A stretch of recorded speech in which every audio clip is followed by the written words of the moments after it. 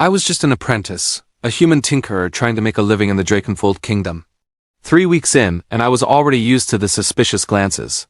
Humans weren't exactly popular here. But nothing could have prepared me for the day the bell over my workshop door jingled, and the entire doorframe groaned under the weight of my newest customer.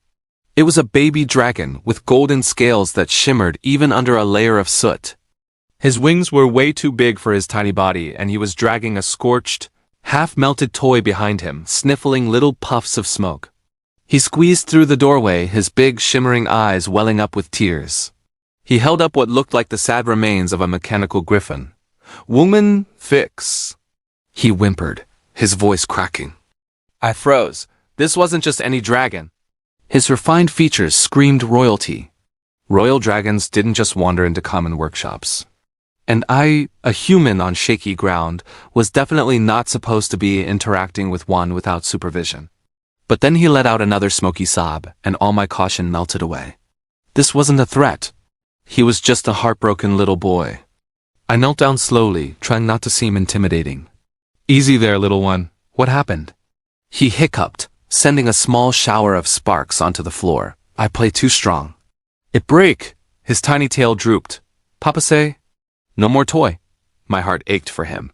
I gently took the ruined toy from his claws. Even under the damage, I could see the incredible craftsmanship, delicate wings, tiny joints etched with ancient Drakenfold patterns. This was a royal toy, all right, and it was completely wrecked.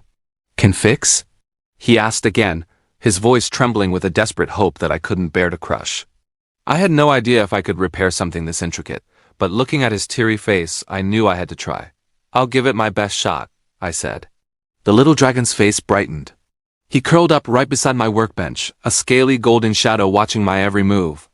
His warm breath kept fogging up my spectacles and heating my tools, but I didn't mind. I worked for hours, my hands moving with a focus I didn't know I possessed. I had to cool warped metal, painstakingly straighten bent pieces, and even carve new gears from spare brass I had lying around. Every time my tools sent sparks flying, the little dragon would squeak in alarm. "Is okay?" And I'd reassure him, "Still okay." When I finally managed to reattach the wings, his tail started thumping a happy rhythm against the floor. When I re-etched the faded runes onto the brass, he let out a contented hum. Finally, after what felt like an eternity, I tightened the last screw.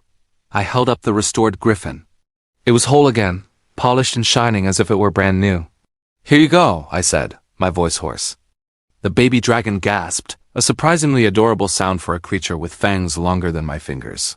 He snatched the toy and hugged it tightly, his oversized wings flapping with pure joy. "You fix! You fix!"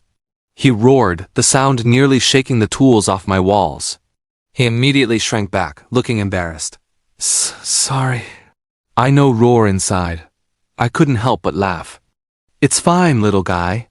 He gave me a grateful nuzzle, a friendly shove that almost sent me flying across the room.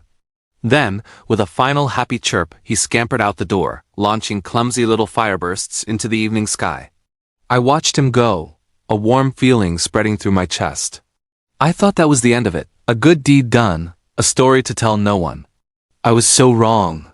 As the sun began to set, a colossal shadow fell over my workshop, plunging it into twilight.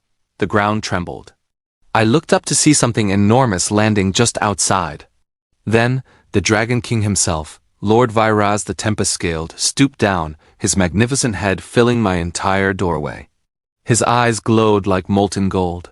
His voice was a low rumble, like distant thunder. "So," he said, his gaze pinning me to the spot. "You are the human who mended my son's heart," I swallowed, the sound echoing in the sudden silence. I just fixed the toy, Your Majesty." Lord Vyraz's lips curved in what might have been a smile, or perhaps a warning. "A toy crafted for a prince," he corrected me, his voice patient but powerful. "A toy that even my kingdom's best artificers declared beyond repair. Yet you fixed it. Why?" I was honestly confused by the question. The answer seemed so simple. "Because he was sad," I said. A profound silence fell over the workshop. The mighty Dragon King just stared at me as if I'd spoken some ancient, forgotten magic. He then let out a long, slow exhale, a warm wind that rattled every single tool on my shelves. "My people fear humans," he said, his voice softer now. "They call you fragile, greedy, unpredictable. His golden eyes seemed to soften, losing their intimidating glow. But my son came home today filled with joy instead of sorrow, and he told me a human helped him because women's fix things. My heart felt like it was going to burst. Lord Viraz bowed his head. It wasn't a deep bow, but for a creature of his stature and power, it was a gesture of immense respect. For your kindness, he declared, I offer you royal patronage. You shall serve as the Drakenfold's first human royal tinkerer. Your workshop will be expanded, your safety will be guaranteed, and your craft will be honored throughout the kingdom. My mind just stopped working. Me? A nobody apprentice, a human they barely tolerated, the royal tinkerer? I stammered out, Are you sure, your majesty? The Dragon King let out a deep chuckle that sounded like mountains shifting. You repaired more than a toy today. You repaired trust. And that, he said, his voice resonating with meaning, is something no dragon could do.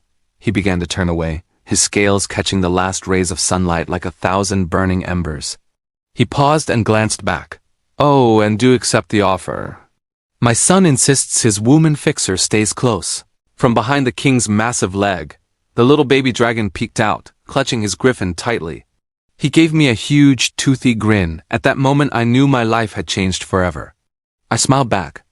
Then I accept, and that is how I went from being a humble apprentice to the royal tinkerer of the most powerful dragon kingdom in the world. It all started with a broken toy, a sad little dragon, and an act of simple kindness. It turns out, sometimes the smallest repairs can fix the biggest problems. Thanks for listening to my story. If you enjoyed it, please hit that like button and subscribe for more tales from my unlikely life. See you next time. Becoming the royal tinkerer for the dragons sounded amazing, right? Well, my first day started with a dragon landing on my roof. Boom. Tiles shattered, dust rained down, and I shot out of bed thinking we were under attack. Nope. Just a young messenger dragon perched on what used to be my ceiling. He chirped, "Royal summons," and handed me a scroll with claws way too sharp for paper. He said, "Please hurry. His Majesty awaits." So I threw on my apprentice coat and followed him through the skyways of Drakenfold, clinging to his back for dear life. Let me tell you, dragon flight isn't majestic. It's like riding a living storm. We finally landed before the palace towering obsidian spires wrapped in molten rivers, all lit up by ancient runes. Dragon guards bowed as I walked past, and I could hear them muttering, "The human? That's the one?" Small, very small, great, I was already famous. Inside the throne cavern, the Dragon King was lounging on a mountain of gemstones, his scales reflecting the firelight. As he rose to his feet, the air itself swirled into gusts of wind. He boomed, "Ah, my royal tinkerer, welcome." I bowed so fast I nearly face-planted. "Your Majesty," he gestured with his massive head. "And this," he said, "is your workshop." I looked. And I completely forgot how to breathe. It wasn't a workshop. It was an entire forge the size of a village square. The walls were made of enchanted stone. Lanterns floated in the air, the floors cleaned themselves, and metals were stored inside cores of pure mana. The tools were crafted from something called sky steel, and there was even a little corner dedicated to non-flammable human comfort. I felt like I was walking into a temple. "This is too much," I whispered. "Nonsense," the king rumbled. "My son speaks highly of you. Besides," he tapped a claw on the floor, and faint cracks glowed with power. "A royal tinkerer must build for dragons. Ordinary tools will not survive." Before I could thank him again, his tone shifted. The cavern seemed to dim as his wings folded in, shadowing his eyes. "There is also a warning I must give you." My heart hammered against my ribs. "The royal toys are not mere playthings," he said, his voice low and serious. "Each one is a vessel of draconic memory, ancient enchantments woven for the heirs of the throne. If they are mishandled, they can unleash power even adults struggle to control." I swallowed hard. "You fixed a simple griffin," he continued. "But the prince has other toys." "Other toys?" "Oh no," he added almost casually, "and he adores you. He will bring them all to you." I was so doomed. Just then, I heard a rapid thumping sound, like a herd of thunderous puppies. The baby dragon, Prince Nyx, zipped into the workshop, his wings flapping wildly. He nearly knocked over a floating anvil. "Humuan!" he shouted. I braced myself. He shoved a new object into my arms. It was a miniature mechanical hydra with 6 heads, and each one was glowing dangerously. Runes swirled across its body like active storms. It broke! The little prince cried. I tried to make it fight my toy griffin. Griffin win. Hydra mad. Then boom! I just stared at the broken Hydra. It hissed. One of its heads burped a tiny bolt of lightning. I looked up at the Dragon King for help. He just smiled. You did say you could handle repairs. I said I fixed one toy, I squeaked out. Excellent, he replied. Then you can fix 7-headed ones as well. Good luck. And with that, His Majesty turned and left. Just left me there. Abandoned me with a volatile arcane Hydra and a baby dragon who seemed to think I was indestructible. Prince Nyx curled up next to me, watching eagerly. Fix? He asked. I sighed. Yeah, I'll try. Hours went by. Runes sparked. Gears overheated. One of the Hydra heads tried to bite me, and another one, well, it tried to seduce my toolbox. I still don't understand that. But slowly, through burned fingers, a couple of near explosions, and one minor lightning shock, I repaired all 7 heads. The moment it all clicked back into place, the Hydra didn't hiss anymore. It purred. You fix. Nyx roared with joy, slamming into my legs with a hug that nearly snapped my spine in half. I smiled, despite the pain. But then something strange happened. The Hydra's eyes glowed, and runes on its belly flared to life. A symbol pulsed with light, a symbol I hadn't seen before. Nyx gasped. That mark? Papa say bad. Bad how? I whispered, my voice barely audible. The Hydra's heads all turned at once, staring toward the palace. Bad like... Someone watching us, the prince whispered back. A cold shiver ran down my spine. Someone else, another royal, a hidden enemy, had placed a secret mark inside the prince's toy. And now, they knew it had been activated. And they knew I was the one who touched it. Nyx whimpered, his big eyes wide with fear. Human, scary. I forced a smile, shaking my head. Not scary. Just another problem to fix. But inside, I felt the danger closing in. The Dragon King had given me a workshop and a warning.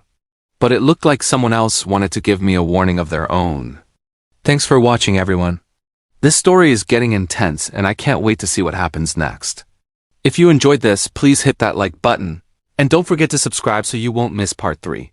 See you in the next one. The Hydra's belly symbol pulsed like a heartbeat, glowing with a dark violet light. It wasn't the fiery magic I associated with dragons, nor was it the metallic shimmer of artificer runes. This felt older, and it definitely didn't feel friendly. Prince Nyx, the tiny dragon I was supposed to be looking after, pressed closer to me. His wings were half opened in fright. For a creature who could breathe fire hot enough to melt my best tools, he suddenly seemed incredibly small and vulnerable.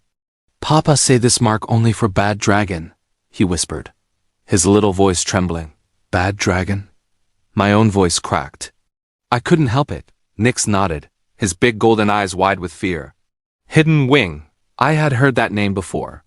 It was a name spoken in hushed tones in taverns, whispered in dark alleys, and a name that was officially banned from every library in the kingdom. The Hidden Wing was a rogue draconic faction. They were exiled, vanished, presumed dead, or so the official story went. Clearly, they weren't as dead as everyone hoped. Nyx, I said, trying to keep my voice calm and steady for his sake. How did this get inside your toy? He just blinked at me with that innocent, childlike confusion. Hydra in my toy chest. Of course, it was just that simple. Someone had managed to slip a cursed, magically booby-trapped toy directly into the young prince's personal room. The royal security team was going to have a collective panic attack. Probably several of them. I picked up the mechanical Hydra again, examining it closely. Its 7 heads twitched restlessly, as if they were listening for some distant, silent command. The violet rune on its belly pulsed faster. Okay, I murmured, more to myself than to Nyx. I'm taking this to your father. Right now. But before we could even take a single step, the workshop lights began to flicker violently. Every floating lantern sputtered and dimmed. Every one of my enchanted tools started to hum with a strange, discordant energy. The protective runes etched into the stone walls of my workshop faded, as if some unseen force was sucking the magic right out of them. Something was here, in my workshop. Nyx immediately hid behind me, his long, scaly tail wrapping tightly around my leg. Woman, he whimpered. I placed a reassuring hand on his snout. Stay close, I whispered. That's when the mechanical Hydra suddenly straightened up. Its joints clicked and whirred with an unnatural, chilling precision. All 7 of its heads turned in perfect unison, staring intently toward the workshop's main entrance. A shape began to emerge from the deepest shadows near the doorway. It was a dragon. Its scales were as dark as midnight, and its eyes burned with that same terrifying violet fire I saw in the toy. It was cloaked in wisps of smoke and an aura of ancient forbidden magic. I froze, my blood turning to ice. Nyx let out a small, terrified whimper. "Uncle Sereth? Uncle? Oh, that complicated things. A lot."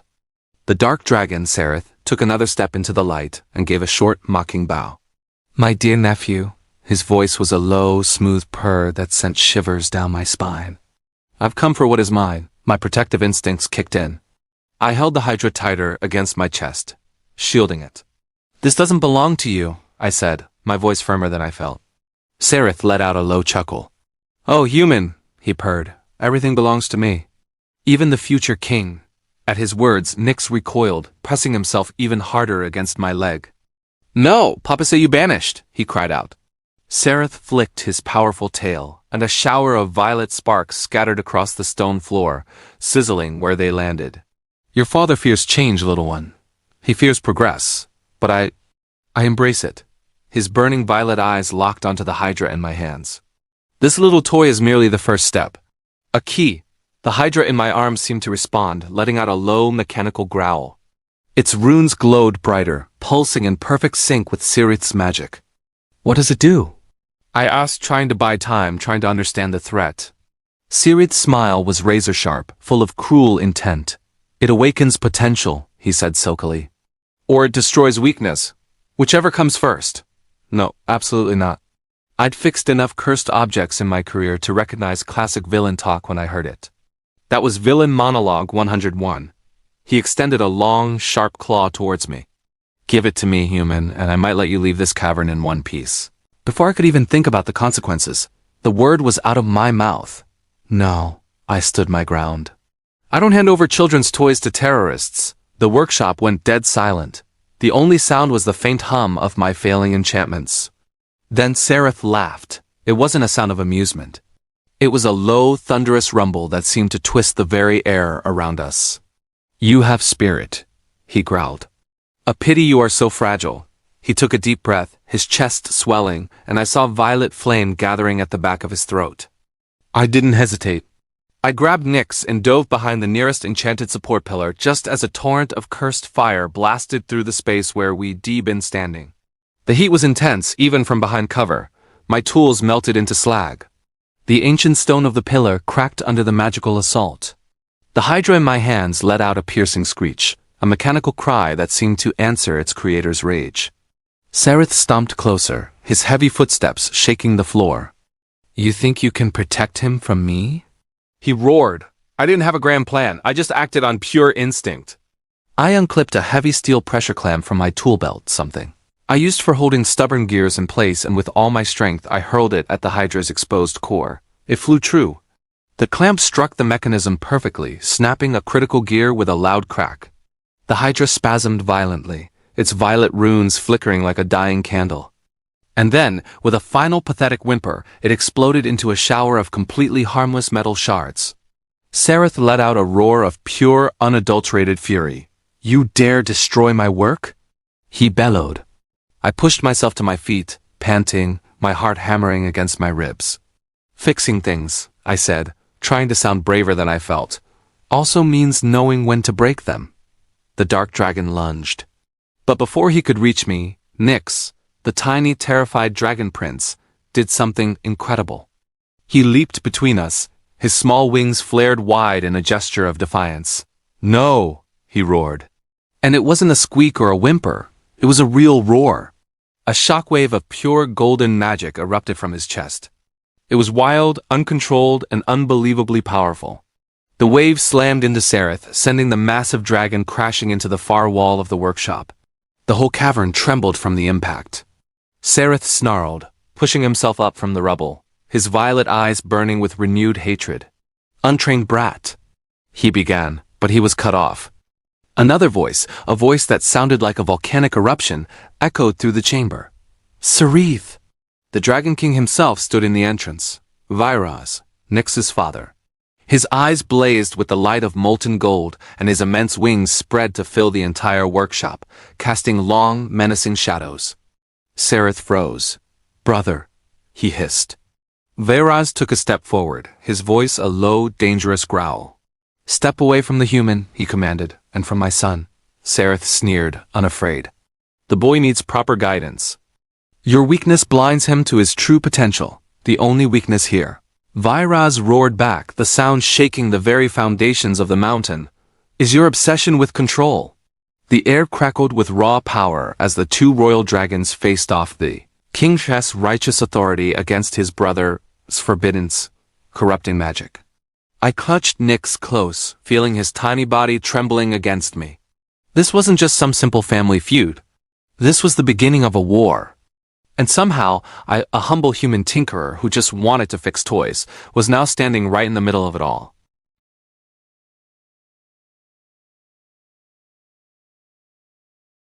Thanks for watching, and I'll see you in the next chapter.